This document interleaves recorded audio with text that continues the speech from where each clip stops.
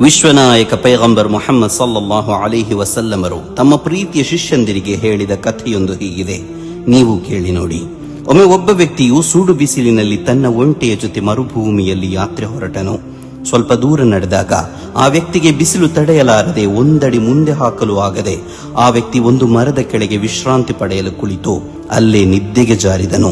ಸ್ವಲ್ಪ ಸಮಯದ ನಂತರ ಆತನಿಗೆ ಎಚ್ಚರವಾದಾಗ ತನ್ನ ಒಂಟೆ ಕಾಣೆಯಾಗಿತ್ತು. ತನ್ನ ವಸ್ತ್ರ, ನೀರು, ಆಹಾರ ಎಲ್ಲವೂ ಆ ಒಂಟೆಯ ಮೇಲಿತ್ತು. ಎತ್ತ ನೋಡಿದರೂ ಮರಳು ರಾಶಿ ಬಿದ್ದಿರುವ ಮರುಭೂಮಿಯನ್ನಷ್ಟೇ ಕಾಣುತ್ತಿತ್ತು. ಯಾವ ದಿಕ್ಕಿಗೆ ಒಂಟೆಯನ್ನು ಹುಡುಕುತ್ತಾ ಹೋಗಲಿ ಎಂಬ ಚಿಂತೆಯಿಂದ ಆತ ಬೇಸತ್ತನು. ದಿಕ್ಕು ತೋಚದೆ ಆತ ಪ್ರಜ್ಞೆ ತಪ್ಪಿದನು.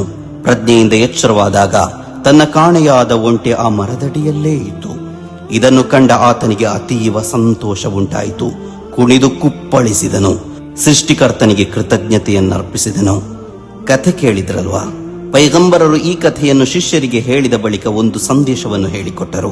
ಈ ಮನುಷ್ಯನು ತನ್ನ ಕಾಣೆಯಾದ ಒಂಟೆಯು ಕೈ ಸೇರಿದಾಗ ಎಷ್ಟು ಸಂತೋಷ ಪಟ್ಟನೋ ಅದಕ್ಕಿಂತಲೂ ಮಿಗಿಲಾಗಿ ಅಲ್ಲಾಹನ ಜೊತೆ ಒಬ್ಬ ವ್ಯಕ್ತಿಯು ಪಶ್ಚಾತ್ತಾಪದಿಂದ ಸಮೀಪಿಸಿದರೆ ಅಷ್ಟೇ ಸಂತೋಷ ಪಡುವನು ಎಂದು ಹೇಳಿದರು.